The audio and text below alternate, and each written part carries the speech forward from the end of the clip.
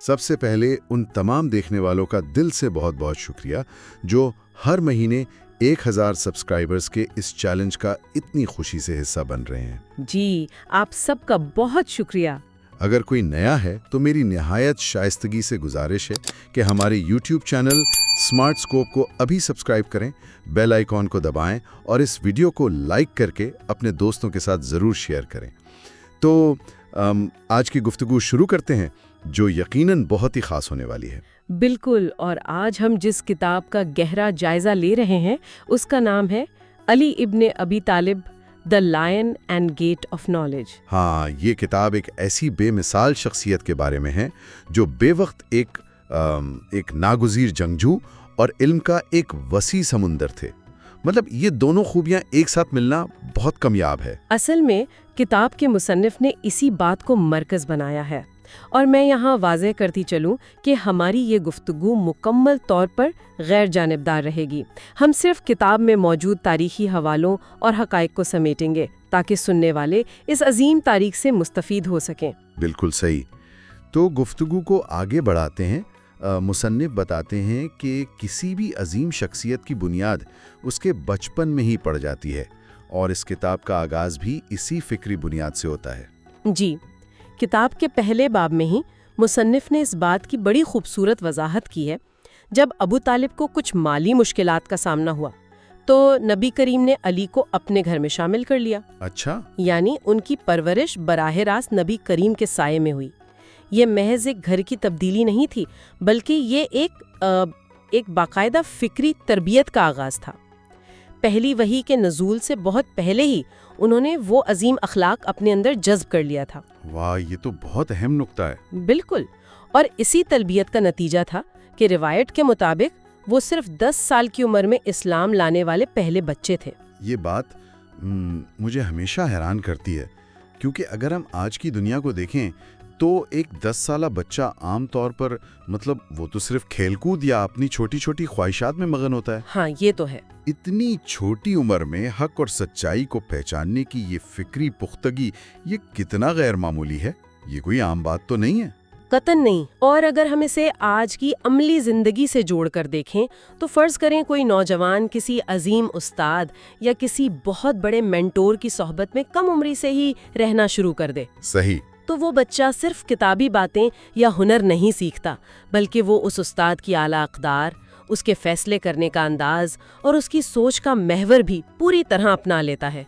उन्होंने वो सच्चाई सिर्फ सुनी नहीं थी, बल्कि उसे अपने सामने अमली शक्ल में देखा था। बिल्कुल, और इसी शानदार तरबियत का जो सबसे पहला कड़ा इम्तिहान था वो उस वक्त आया जब जान पर बनाई, यानी शब हिजरत। जी हाँ, हिजरत की रात। किताब में इस वाक़े की बड़ी दल दहला देने वाली तफसील मौजूद है। कुफारे मक्का ने रात के अंधेरे में नबी करीम को नींद में कत्ल करने का मंसूबा बनाया था।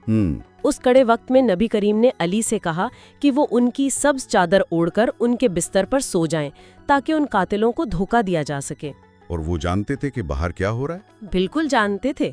मुसन्निफ लिखते हैं कि उन्हें बखूबी इल्म था कि सुबह उन पर तलवारें बरस सकती हैं, लेकिन फिर भी वो अल्लाह पर भरोसा करते हुए इंतहाई सुकून से सोए। इसी वाक़े ने उन्हें इस्लाम का पहला फिदाई बना दिया। यहाँ मेरे जहन में एक बहुत ही गहरा सवाल आता है। एक आम इंसान को अगर मालूम हो कि खिड़की के बाहर कातिल खड़े हैं, तो क्या उसे एक पल के लिए भी नींद आ सकती है? जाहिर है कि नहीं। इंसानी जिस्म तो फौरन एक खौफ के आलम में चला जाता है। दिल की धड़कन तेज हो जाना, पसीने आना। ये कितना बेपनाह और गैर मुतज़लज़ल यकीन होगा कि वो वहाँ आराम से सो गए। असल में जब इंसान अपना मकसद अपनी ज़ात से बड़ा कर लेता है ना, तो डर ख़त्म हो जाता है। मुसन्निफ उसे वफादारी की एक आला तरीन सतह करार देते हैं। अगर हम इसे आज के दौर की किसी मिसाल से समझें। जी, बताएं। जैसे आज की दुनिया में कोई सच्चा साथी या कोई ऐसा लीडर जो किसी अजीम तर मकसद या अपने लोगों की हिफाजत के लिए अपने कैरियर, अपनी साख या हत्ता कि अपनी जान को खतरे में डाल देता है, वो भी बगैर किसी हिचकिचाहट के। बिल्कुल, मुकम्मल सरेंडर। हाँ, वो अपनी ज़ात के तहफ़्फ़ुज़ यानी सेल्फ प्रिजर्वेशन से ऊपर उठ जाते हैं, और यही वो चीज़ है जो मौत के खौफ को शिकस्त दे देती है। क्या बात है। اور جو انسان موت کے سائے میں اتنا پرسکون سو سکتا ہے وہ پھر میدان جنگ میں دشمنوں کے لیے کتنا خوفناک ثابت ہوتا ہوگا۔ مصنف نے ان کے جنگجو ہونے پر بھی تو کافی روشنی ڈالی ہے۔ بہت تفصیل سے کتاب بتاتی ہے کہ وہ مسلم فوج کے بلا مقابلہ چیمپئن تھے۔ بدر ہو، احد ہو یا خندق، انہوں نے ہر جگہ اسلام کا جھنڈا اٹھایا اور اپنی مشہور تلوار ذوالفقار چلائی۔ اور خیبر کا مارکا تو سب سے زیادہ مشہور ہے۔ بالکل۔ مصنف خیبر کے معرکے کا نقشہ کچھ یوں کھینچتے ہیں کہ مسلمان کئی دنوں سے بھوک اور تھکاوٹ کا شکار تھے اور قلعہ فتح نہیں ہو رہا تھا۔ تب نبی کریم نے اعلان کیا کہ اگلی صبح وہ جھنڈا اسے دیں گے جو اللہ اور رسول سے محبت کرتا ہے اور اللہ اور رسول اس سے محبت کرتے ہیں۔ سبحان اللہ۔ اور اگلی صبح یہ عظیم سعادت انہیں ہی ملی۔ کتاب میں یہ بھی درج ہے کہ اس وقت وہ شدید آشوب چشم یعنی آنکھوں کے انفیکشن میں مبتلا تھے، لیکن نبی کریم کے لعاب سے انہیں فوراً شفا مل گئی۔ یہ تو ایک معجزہ تھا۔ جی، اور پھر میدان میں اتر کر انہوں نے یہودیوں کے سب سے طاقتور پہلوان مرہب کو ایک ہی وار میں شکست دی اور اس کا غرور خاک میں ملا دیا۔ مصنف ایک اور حیران کن واقعہ بتاتے ہیں کہ دوران جنگ جب ان کی ڈھال گر گئی تو انہوں نے قلعے کا ایک انتہائی بھاری آہنی دروازہ اکھاڑ لیا۔ ایک لوہے کا دروازہ؟ ہاں، اور اسے پوری جنگ میں ڈھال کے طور پر استعمال کیا۔ جنگ ختم ہونے کے بعد 7 مضبوط آدمی مل کر بھی اس دروازے کو زمین سے نہ اٹھا سکے۔ یہاں ایک سوال پیدا ہوتا ہے جو میں منطقی یا شاید سائنسی حوالے سے پوچھنا چاہوں گا۔ کیا یہ محض جسمانی طاقت تھی یا اس میں کوئی بہت بڑا ایڈرینلین کا طوفان اور روحانی قوت شامل تھی جس نے اس ناممکن کو ممکن بنا دیا؟ دیکھیں، ایڈرینلین رش تو کچھ سیکنڈز یا منٹوں کا ہوتا ہے۔ ایک بھاری دروازے کو اتنی دیر تک اٹھائے رکھنا صرف بایولوجی نہیں ہو سکتی۔ مصنف اس کی وضاحت کرتے ہوئے بتاتے ہیں کہ جب انسان کا ارادہ انتہائی عظیم ہو جائے اور اس کا مقصد صرف اللہ کی رضا ہو تو اس کے اندر چھپی ہوئی غیر معمولی طاقت جاگ اٹھتی ہے۔ بالکل ایسا ہی ہے۔ ہم اکثر دیکھتے ہیں جیسے ہنگامی حالات میں عام لوگ بھی اپنی جان یا اپنے پیاروں کی جان بچانے کے لیے وہ بھاری وزن اٹھا لیتے ہیں جو وہ عام حالات میں کبھی نہیں اٹھا سکتے۔ لیکن یہاں فرق یہ تھا کہ یہ طاقت کسی وقتی خوف سے نہیں بلکہ کامل روحانی یقین سے آ رہی تھی۔ یہ ایک بہت ہی زبردست وضاحت ہے۔ اب گفتگو کا رخ تھوڑا موڑتے ہیں۔ تاریخ ہمیں بتاتی ہے کہ جو بڑے جنگجو ہوتے ہیں وہ اکثر علمی میدان سے کافی دور رہتے ہیں۔ ہاں، تاریخ تو یہی بتاتی ہے۔ لیکن اس کتاب کا سب سے حیران کن پہلو ہی یہ ہے کہ یہ عظیم جنگجو دراصل علم کا سب سے بڑا مرکز بھی تھے۔ بالکل، اور کتاب کا عنوان ہی اسی حوالے سے ہے۔ مصنف نے اس بات پر بہت زور دیا ہے کہ نبی کریم نے فرمایا تھا، میں علم کا شہر ہوں اور علی اس کا دروازہ ہے۔ کیا کہنے! وہ قرآن کے حافظ تھے، بہترین مفسر تھے، ایک عظیم فقیہ یعنی جج تھے اور عربی گرامر کے بانی بھی تھے۔ عربی گرامر کے بانی؟ یہ واقعی حیران کن ہے۔ جی، انہوں نے محسوس کیا کہ جیسے جیسے اسلام پھیل رہا ہے تو غیر عرب لوگوں کے لیے زبان کے اصول وضع کرنا ضروری ہیں۔ اس کے علاوہ ان کے خطبات کی جو کتاب ہے نہج البلاغہ، وہ ان کی حکمت اور دانش کا ایک جیتا جاگتا ثبوت ہے۔ کتاب میں ایک بہت مشہور واقعہ ہے جس نے مجھے ذاتی طور پر بہت متاثر کیا۔ کسی نے ان سے پوچھا کہ حق اور باطل میں کتنا فاصلہ ہے، تو انہوں نے کیا جواب دیا؟ انہوں نے اپنی آنکھ اور کان کے درمیان 4 انگلیاں رکھ کر فرمایا، جو تم آنکھ سے دیکھو وہ حق ہے اور جو کان سے سنو وہ اکثر باطل ہوتا ہے۔ واہ! یہ مثال اگر میں اسے آج کی جدید دنیا سے جوڑوں تو یہ فلسفہ کتنا زیادہ اہمیت رکھتا ہے۔ بہت زیادہ۔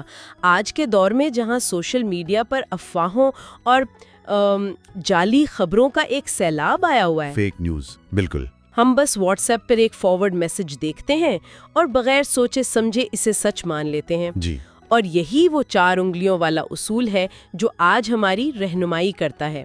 مصنف ہمیں بتاتے ہیں کہ یہ حکمت کتنی عملی تھی۔ کوئی بھی سنی سنائی بات آگے پھیلانے سے پہلے حقائق کی خود تحقیق کرنا کس قدر ضروری ہے۔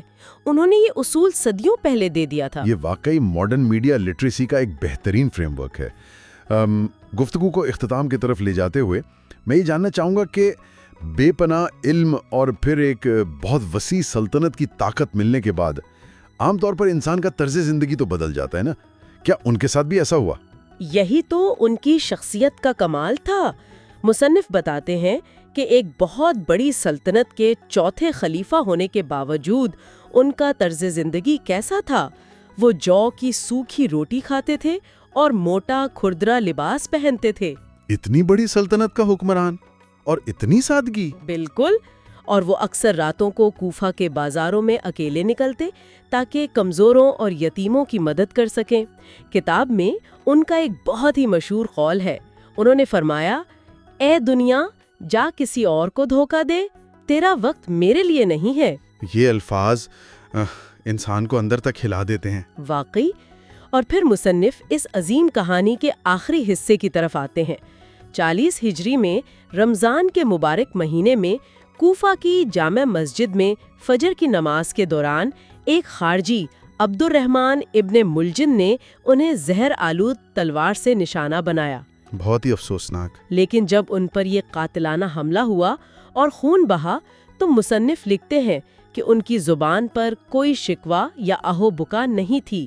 ان کے پہلے الفاظ تھے، فزت ورب الکعبہ، یعنی رب کعبہ کی قسم، میں کامیاب ہو گیا۔ یہاں ہمیں ذرا رک کر گہری سوچ بچار کرنی چاہیے۔ جب بھی انسان پر کوئی قاتلانہ حملہ ہوتا ہے تو وہ درد سے چیختا ہے، طبی مدد مانگتا ہے یا دنیا میں مزید جینے کی خواہش کرتا ہے۔ جی، یہ ایک قدرتی رد عمل ہے۔ لیکن ان کا پہلا رد عمل موت کا خوف نہیں بلکہ کامیابی کا ایک عظیم اعلان تھا۔ ان کے نزدیک کامیابی دنیا کی حکومت بچانا نہیں تھا بلکہ اپنے حق اور اصولوں پر قائم رہتے ہوئے اپنے رب کے پاس جانا تھا۔ بالکل درست کہا آپ نے۔ مصنف اسی نقطے پر کتاب کا اختتام کرتے ہیں۔